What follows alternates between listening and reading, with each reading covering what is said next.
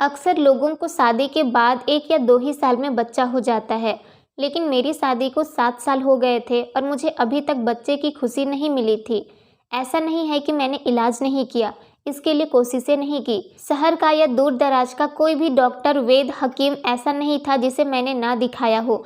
जिसने जहाँ बताया वहाँ जाकर मैंने इलाज किया, जिसने जैसा बताया मैंने वैसा किया। मैंने हर कोशिश की, लेकिन फिर भी कुछ हासिल नहीं हुआ। घरेलू टोटके से लेकर बड़े से बड़ा अस्पताल एक-एक करके सब कुछ ट्राई किया, लेकिन उसके बाद भी मुझे निराशा ही हाथ लगी। हर एक अस्पताल का चक्कर काटा, किसी ने मज़ार बताया, वहाँ गई, किसी ने दरगाह बताया तो मैं दरगाह गई, किसी ने मंदिर कहा तो मैं मंदिर गई, लेकिन फिर भी मुझे बच्चे की खुशी नहीं मिली। बच्चे के लिए मैं कुछ भी करने को तैयार थी, किसी बात की कोई कमी नहीं थी। सब यही कहते थे कि जब ऊपर वाले का हुक्म होगा तो बच्चा हो जाएगा, लेकिन अभी तक हमें बच्चे की खुशी नहीं मिली। मेरे घर में सास ससुर कोई भी नहीं था, मेरा बस एक पति था और एक छोटा देवर था। देवर भी अपनी पढ़ाई पूरी करने के लिए बाहर शहर में रहता था और कभी कभी वह घर पर आता था, इसलिए ससुराल में तो मुझे ताने नहीं सुनने को मिलते थे। लेकिन फिर भी बच्चा तो सबको ही चाहिए होता है, क्योंकि दुनिया में बांझ औरतों को अच्छा नहीं समझा जाता, और इस बात का अंदाज़ा मुझे गुजरे 7 सालों में बहुत अच्छे से हो गया था। एक रोज़ मेरा पति जब काम से घर आया, वह काफ़ी खुश दिखाई दे रहा था। आते ही सीधा कमरे में गया और अलमारी में कुछ ढूंढने लगा। मैंने पूछने की कोशिश की तो मुझसे कहने लगा कि सबके सोने के बाद मैं तुम्हें एक ऐसी चीज़ दिखाऊंगा जिसे देखकर तुम बहुत खुश हो जाओगी।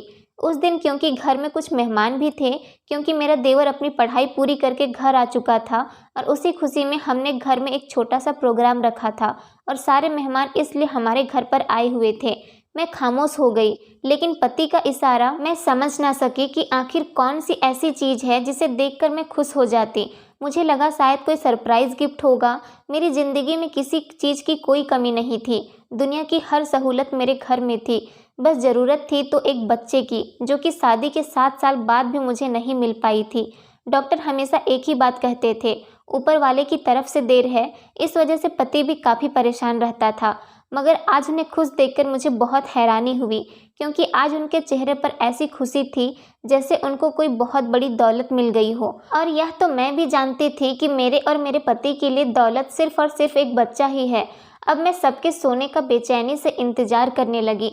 आखिर ऐसा भी मेरा पति मुझे क्या दिखाना चाहता है। और जब सब सो गए, मेरे पति मुझे लेकर अपने कमरे में आ गए और मुझे बिठाते हुए मेरे सामने ही बैठ गए।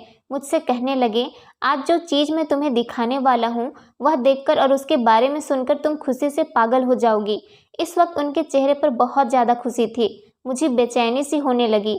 मेरा दिल चाह रहा था कि जल्दी से जल्दी मुझे वह चीज़ दिख जाए, क्योंकि बच्चे की खुशखबरी का तो दूर दूर तक कोई रास्ता नहीं था, और अगर कोई गिफ्ट था तो उनके चेहरे पर इतनी खुशी क्यों। केशव उठकर अलमारी की तरफ चल पड़े। मैं भी हैरान होती हुई उसके तरफ देखने लगी। कुछ देर बाद वह वापस से मेरे पास आए और मेरे करीब बैठते हुए मेरे हाथों में एक पैकेट दे दिया।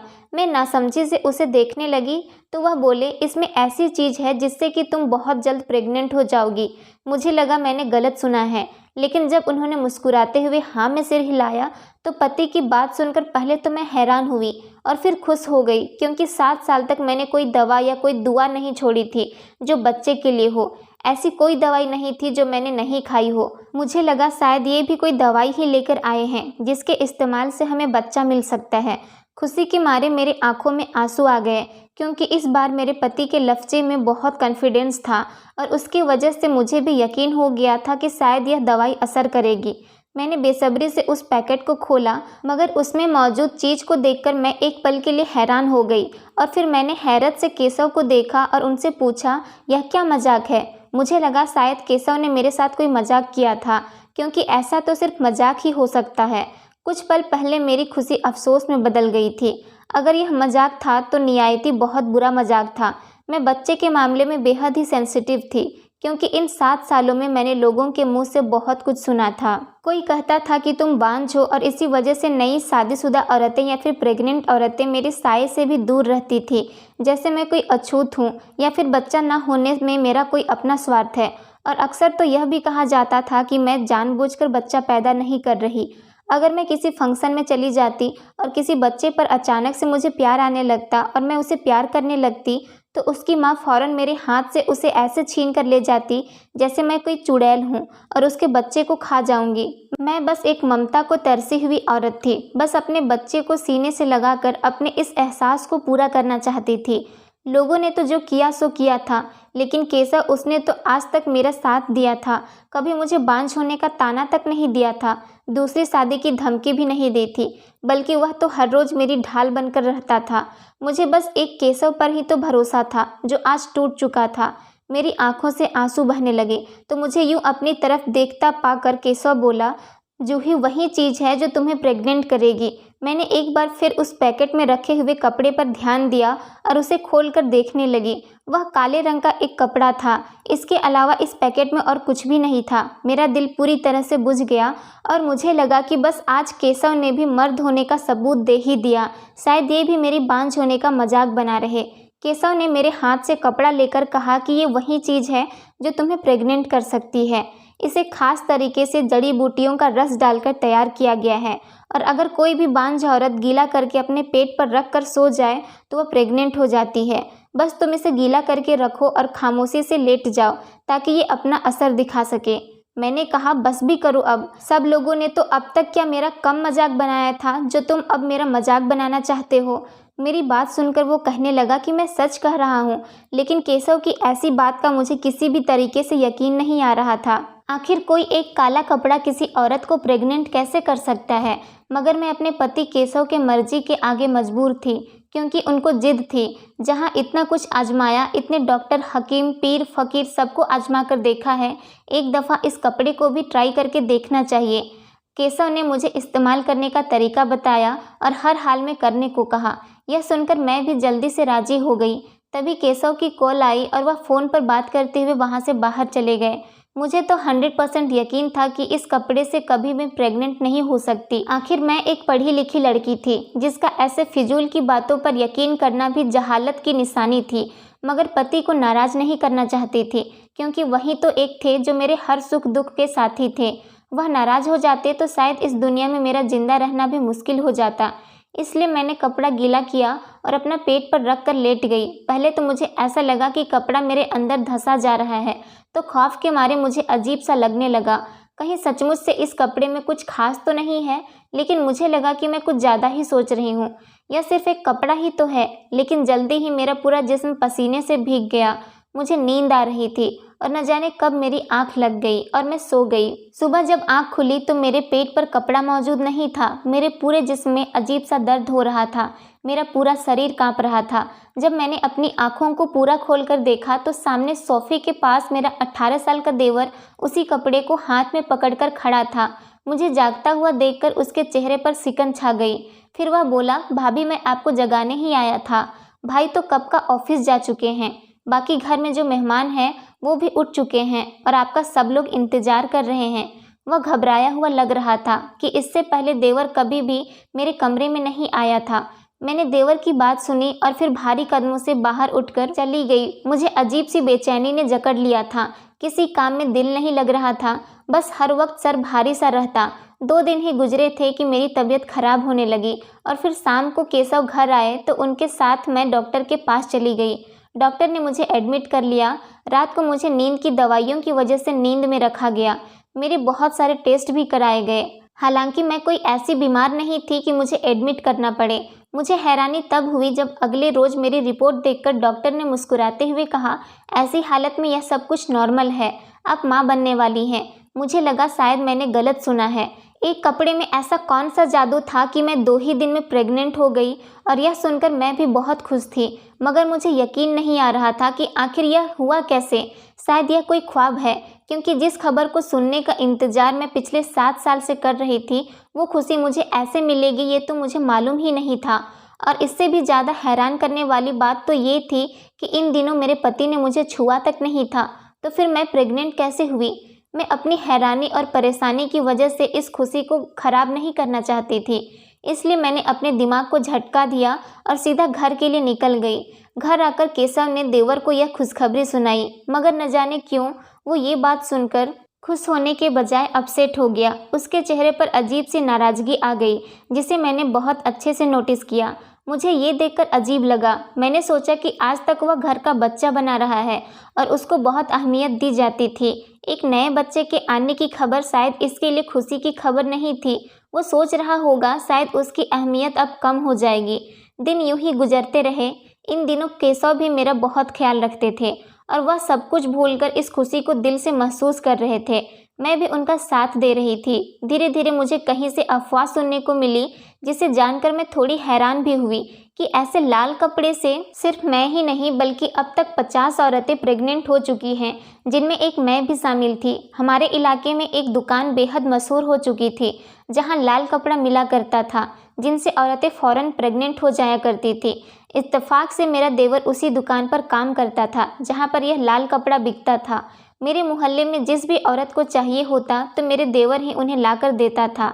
एक रोज़ मेरा दिल चाहा कि मैं उनसे पूछ लूं, आखिर वह लोग ऐसा क्या जादू करते हैं इस कपड़े पर जो औरतें फ़ौरन प्रेग्नेंट हो जाती हैं। मगर मैं जब से प्रेग्नेंट हुई थी तो मेरा देवर तो मुझसे बात करना पसंद ही नहीं करता था, और फिर था तो वह एक बच्चा ही। इससे ऐसी बातें करते हुए मुझे खुद शर्म आ रही थी। मुझे प्रेग्नेंट हुए 4 महीने हो गए थे। अचानक एक ऐसा हादसा पेश आया जिसने मेरी रातों की नींद तक छीन ली। उस शाम मैं किचन में थी कि मेरा पति हैरान परेशान घर आए और मेरे देवर को छुपाने लगा। वह घबराते हुए देवर को अलमारी में छुपा रहा था और साथ ही साथ कह रहा था कि कुछ भी हो जाए तुम बाहर मत आना। मैं वहाँ खड़ी लगातार वजह पूछती रही थी, मगर वह कुछ नहीं बता रहा था। तभी अचानक पुलिस हमारे घर आई और मेरे पति केशव को पकड़कर अपने साथ ले गई। मैं वजह पूछती रही, उनके आगे हाथ जोड़ती रही, मगर किसी को हम पर रहम न आया। मेरे पति ने अपने आप को छुड़ाने की भी कोई कोशिश नहीं की। पुलिस चली गई तो मैंने रोते हुए देवर को बाहर निकाला। मुझे उस पर शक हो रहा था। न जाने उसने ऐसा क्या किया था जिसे केशव ने अपने सर लेकर खुद को पुलिस के हवाले कर दिया था। मैंने रोते हुए देवर को थप्पड़ मारा और कहा कि आखिर तुमने ऐसा क्या किया है जो तुम्हारी वजह से मेरे मासूम पति केशव को पुलिस ले गई। अभी तुम्हारी उम्र ही क्या है, इतनी सी उम्र में तुमने पुलिस को अपने पीछे लगा लिया। कुछ शर्म लिहाज है कि नहीं, या फिर सब बेचकर खा गए। देवर मुझे खूंखार नज़रों से देखने लगा और फिर गुस्से से बोला, जाकर अपने पति से ही पूछ लो कि मैंने क्या किया है, या फिर सब कुछ उन्होंने ही किया है। मैं तुम्हारे किसी सवाल का जवाब नहीं दे सकता और मेरे मुंह मत लगना, अपने काम से काम रखो। उसका लहजा ऐसा कभी नहीं था मानो मुझे मार ही डालेगा। उसने कभी मुझसे इस तरह से बात नहीं की थी। न जाने कौन सा गलत काम करने में लग गया था जिस वजह से उसका लहजा और तमीज़ सारी खत्म हो गई थी। मुझ पर तो कयामत टूट पड़ी थी। हर हाल में मैं अपने पति को वापस लाना चाहती थी। अगले दिन मुझे जो खबर सुनने को मिली उसे सुनकर तो मैं सांस लेना ही भूल गई। उस लाल कपड़े की दुकान पर काम करने वाले लोगों को पुलिस गिरफ्तार कर रही थी, क्योंकि वह दुकानदार कपड़े में बेहोशी की दवाई मिलाता था। इस कपड़े को गीला करने से औरत बेहोश हो जाया करती थी। फिर उसके साथ न जाने ऐसा क्या होता था कि वह कुछ ही दिनों में प्रेग्नेंट हो जाती थी। दिमाग सोच सोचकर फटने लगा था। मुझे मेरे देवर पर शक हुआ। केशव ने बताया कि दुकान पर सिर्फ 2 ही लोग काम करते थे, एक मालिक और दूसरा मेरा देवर, जिसे मैं मासूम बच्चा समझ रही थी। लेकिन वो औरतों के साथ, इससे आगे सोचकर ही मेरी रूह कांप रही थी। मैं ज़मीन पर बैठकर रोने लगी कि देवर ने अगर कुछ ऐसा किया था तो पुलिस केशव को क्यों लेकर गई थी। मुझे कुछ समझ में नहीं आ रहा था कि किस तरह अपने पति को बेगुनाह साबित करूं। तभी दरवाज़ा बजी और देवर घर के अंदर आया। उसके हाथ में एक बैग था जिसको वह छुपाने की कोशिश करता हुआ तेज तेज भागते हुए अपने कमरे की तरफ जा रहा था। मैं समझ गई कि ज़रूर इसमें उसके खिलाफ कुछ ऐसा मौजूद होगा जो अगर मैं हासिल कर लूँ तो मेरे पति बेगुनाह साबित हो जाएंगे। मैं उसके कमरे की खिड़की की तरफ आ गई। थोड़ी सी खिड़की खोलकर देखा तो मेरे देवर वह बैग अलमारी में छुपा रहा था। उसने अलमारी बंद कर दी और उसे लॉक करके चाबी एक दराज में रख दी। अब जैसे ही रात हुई और मेरा देवर गहरी नींद में सो गया, मैं उसके कमरे में आ गई। मैंने चुपके से वह बैग उसके अलमारी से निकाला और उसके कमरे से बाहर आ गई। मैंने अपने कमरे में आकर दरवाज़ा बंद कर लिया। जब मैंने बैग खोला तो मेरे कदमों के नीचे से ज़मीन निकल गई। मुझे समझ नहीं आ रहा था। इसमें बहुत से टेस्ट ट्यूब रखी हुई थी। मैं सुबह होते ही वह सारी टेस्ट ट्यूब एक लेबोरेटरी में लेकर गई। जब इसकी जांच पड़ताल कराई तो मेरे होश उड़ गए कि ऐसा भी हो सकता है। यह मैंने कभी सोचा ही नहीं था।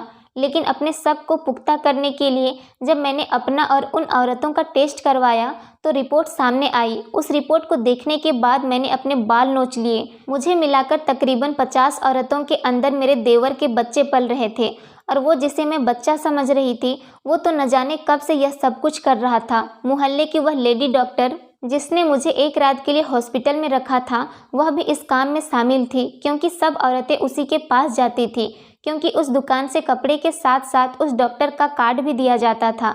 और यह सब मेरे देवर ने पुलिस को बताया, क्योंकि मैंने वह तमाम सबूत पुलिस के हवाले कर दिए ताकि मैंने अपने पति को बेगुनाह साबित कर सकूं। मुझे अफसोस इस वक्त हुआ जब मुझे पता चला कि मेरा पति भी इस काम में मिला हुआ था। जब उस डॉक्टर को गिरफ्तार किया गया तो पता चला कि यह सब रायता उसी का फैलाया हुआ है। वह कोई डॉक्टर नहीं बल्कि एक साइंटिस्ट है और उसने ही मेरे देवर पर ऐसे एक्सपेरिमेंट किए और कामयाबी के बाद ही उसने यह प्लान बनाया था, क्योंकि ज़्यादातर बांझ औरतें वह कपड़ा लाखों का खरीदते थे और उनकी मजबूरी का यह लोग फ़ायदा उठाते थे और आमदनी आधी आधी कर ली जाती थी। इनका तरीका ये था कि औरतों को कपड़े से बेहोश किया जाता था और ऐसी दवा उन्हें सुंघाई जाती जिससे उन्हें चक्कर आते, तबीयत खराब होने लगती। ऐसे तमाम दवाई उस कपड़े पर लगाई जाती थी और जो लेडी डॉक्टर के पास जाते तो वह एक रात में हॉस्पिटल में एडमिट करके टेस्ट ट्यूब बेबी का काम करती और अगली सुबह ही रिपोर्ट में वही दिखा देती कि आप प्रेग्नेंट हो चुकी हैं। हम बेवकूफ़ बच्चों को तरसती हुई औरतें इस कपड़े को करामाती कपड़े समझ बैठी थी और खुद को बर्बाद कर लिया करती थी। और मुझे खुद पर भी गुस्सा आ रहा था, क्योंकि इतनी पढ़ी लिखी होने के बावजूद मैं कैसे इन सब झांसों में आ गई थी। लेकिन सच कहते हैं, माल और बच्चा दोनों का मामला सिर्फ ऊपर वाले के हाथ में है। दोस्तों, मैं उम्मीद करती हूँ आपको हमारी कहानी पसंद आई होगी। कहानी पसंद आई है तो वीडियो को लाइक करें, चैनल पर नए हैं तो चैनल को सब्सक्राइब करें और हाँ, नोटिफिकेशन बेल को ज़रूर दबाएं ताकि अगली अपडेट सबसे पहले आपको मिले। धन्यवाद दोस्तों।